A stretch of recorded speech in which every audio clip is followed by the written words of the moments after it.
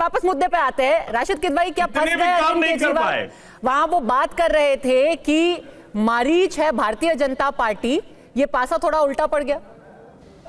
और ये एक बहुत ही खतरनाक खेल होता है, ये पूरा हिंदुत्व कार्ड खेल।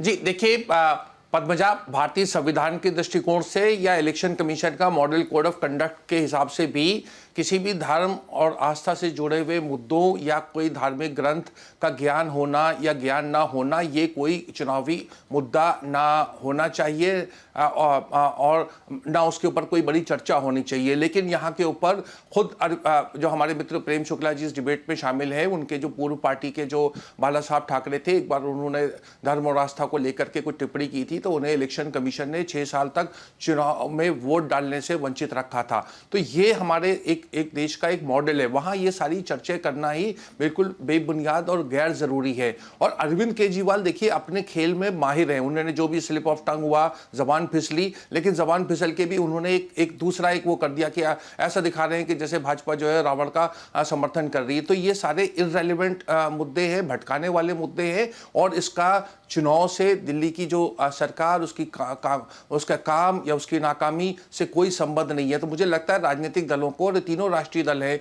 चाहे वो भाजपा हो, चाहे आम आदमी पार्टी हो, चाहे कांग्रेस, उसको मुद्दों से जुड़ा रहना चाहिए। ये तमाम बातें जो है फजूल की हैं। टीवी डिबेट में तो पद्मजा राशिद साहब ये तो बहुत पुरानी बात हो गई। अब तो कोई ऐसी पार्टी नहीं है जो इस तरीके की राजनीति नहीं करती है। और अरविंद केजरीवाल ने खुद उन्होंने 1 महीने पहले जब 18,000 रुपए पुजारियों के लिए घोषणा की, ग्रंथियों के लिए घोषणा की, तो वो भी तो धर्म की ही राजनीति थी। वहां पर इमाम है जो कि कह रहे हैं हमें 7-7 महीने से नहीं मिले हैं पैसे, पर उन्होंने क्या किया, जैसे ही चुनाव की तारीख आई उन्होंने कहा लो 18,000 रुपए। तो ये ट्रैप है पद्मजा, ये ट्रैप है। तो वही शेर की सवारी है ना, आप धर्म की राजनीति करेंगे और धार्मिक ज्ञान नहीं होगा तो ट्रैप में फंस जाएंगे। ट्रैप में भाजपा फंस रही है, तो उस ट्रैप में फंस गए वो।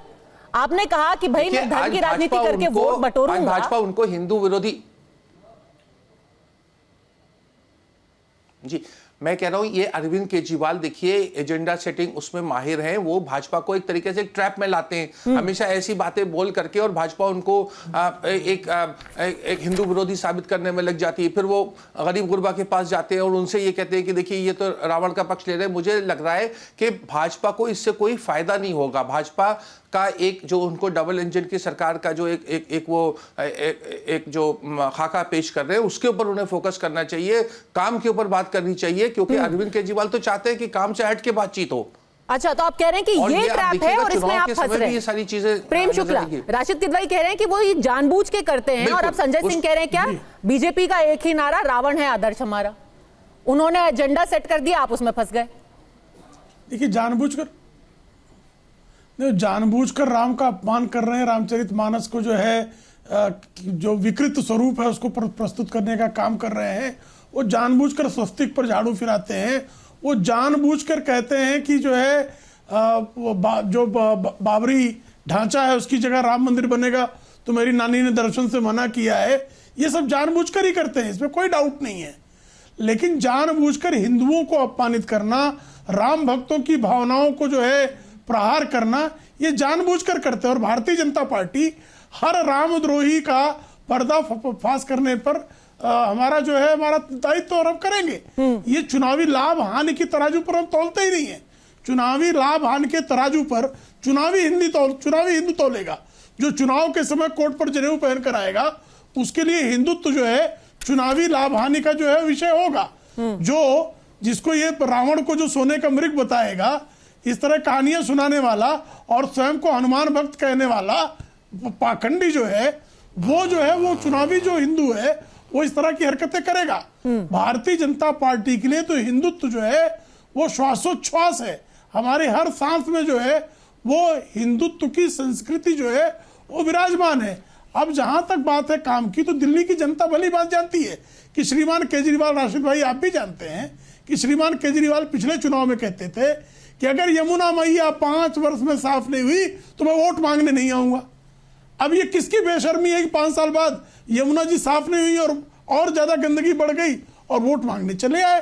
अगर इसको बेशर्मी कहें तो किसी को आपत्ति नहीं होनी चाहिए, कोई कहीं से गाली नहीं है। नहीं, पर वहां पे भी वो कह रहे हैं रघुकुल की रीत है, रघुकुल रीत सदा चली आई, प्राण जाए पर वचन ना जाए। नहीं हुआ पिछले 10 साल में, अगले 5 साल में हो जाएगा। ये रघुकुल की रीत है, क्योंकि राम राज्य खुद यहाँ अभी दिल्ली में है। ये रघुकुल की रीत है कि प्राण अच्छा, ये राम राज्य है कि आपने वचन दिया था कि 5 साल बाद मैं वोट मांगने नहीं आऊंगा, और अपना सब छोड़कर जो है फिर आप वोट मांगने चले गए।